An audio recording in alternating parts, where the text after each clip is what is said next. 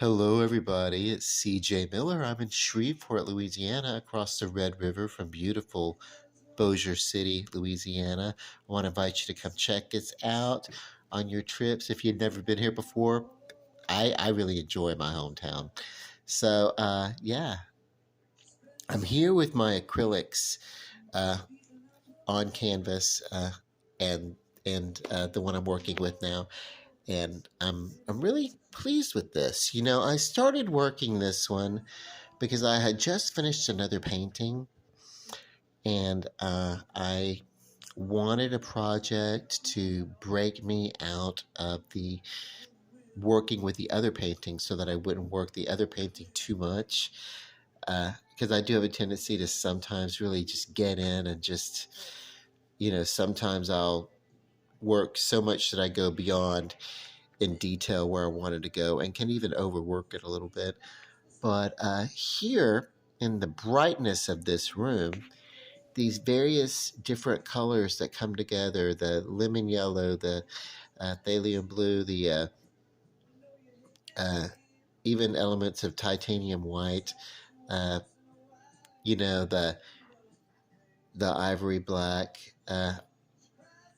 you know, uh, all they all come together as I put them in here to create different colors within a natural forestry kind of setting is what I wanted to do.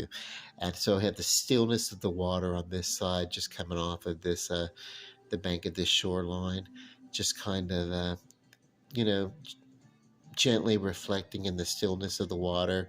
Over here the water is a little bit choppy, and initially this was going to maybe not even be, the water wasn't going to extend past over here, but I decided to go ahead and do that. So I played around with it. I decided I could play with texture. And the thing about currents in water, especially a larger body of water, is that it'll be still in some areas and it'll be choppy in another area as various currents kind of like collide and enforce each other. And it's amazing the wonderful shapes that you will see. So here we've got, and I decided to go ahead and take this wood line and kind of fade it back and using difference of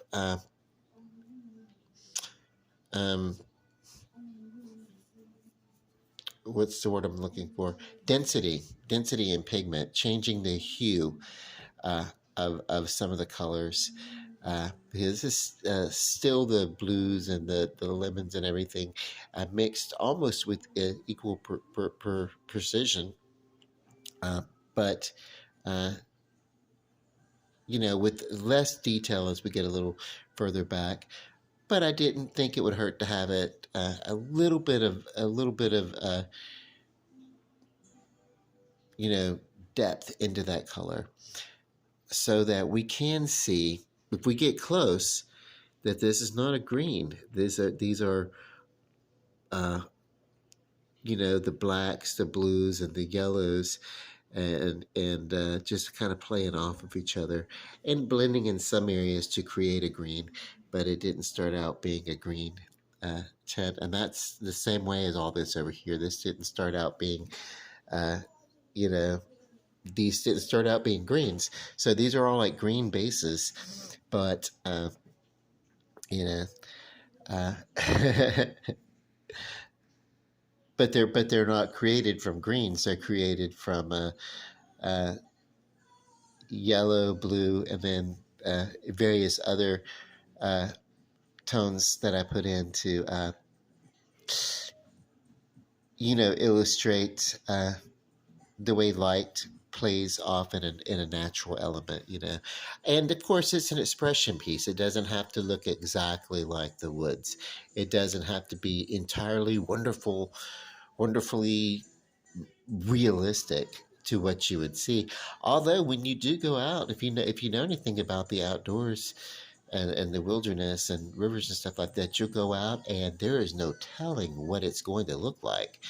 One part of wilderness will look very different from another part of wilderness, and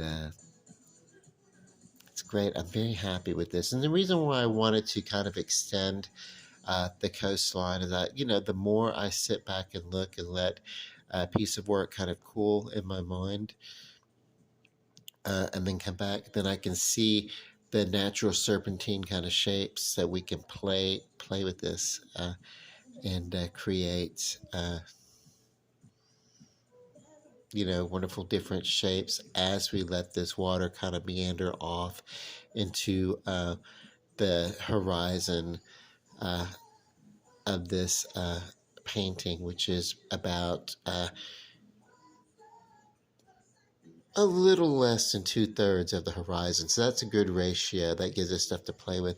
Once I get in here and I start working a little bit with this atmosphere, I'm going to have to do it actually on the table. I don't want the paint to dry while it's braced against this um, little stand here, because if I put wet paint on here and then it's bulging, then it may not want to smooth back down. So I'll actually, with that, when I get around there, I'll be working flat on the table. But I also want to be careful about the amount of work that I do. I want to stay in this subtle area, this subtle realm, because I want the atmosphere to be, even though the basic brush was a big, heavy, rustic look, and I wanted that, but I want the colors to be as smooth as possible in the sky, to justify not having them be overly reflective. There's some elements of reflection and change, but I don't want to. If I put too much work into the sky, like large cumulus clouds, then I'll have to come back and I'll have to justify that through reflection in the water, because everything else is so reflective on the surface of this water that that would be a little bit too implausible for me, for what I'd want to go there with. So, but anyway, that's where we are with this painting, and I'm very happy with it. I've been very pleased with it. I'm going to show what it looks like. Aha. Yeah, different lights, different levels of light will create different effects. This is the overhead light with my flash on, without the flash. And so, yeah, it's like, different, the lighting of the artwork, when you get a piece of artwork and it goes to its final home, the lighting of the artwork, how it's presented, is as equally a part of the art as the work itself. So the artist must consider what the final home might be. This is basically, I'm designing it for a neutral space, because I don't know. Like I said, I may end up donating it, and then, I don't know the space it'll go to, and it'll be important that it be able to be at home in any space that it finds itself to. But I'm going to actually display it here once it's finished, along with this sibling painting, and then. And I say sibling painting because it's out of the same batch of supplies, so the quality is similar. Yeah, you know, uh, so I'll get to play with it for a little bit, have it in the apartment for a little while. Um, okay. Uh, well, that's all for right now, and I bid you good night, peace, love, and light.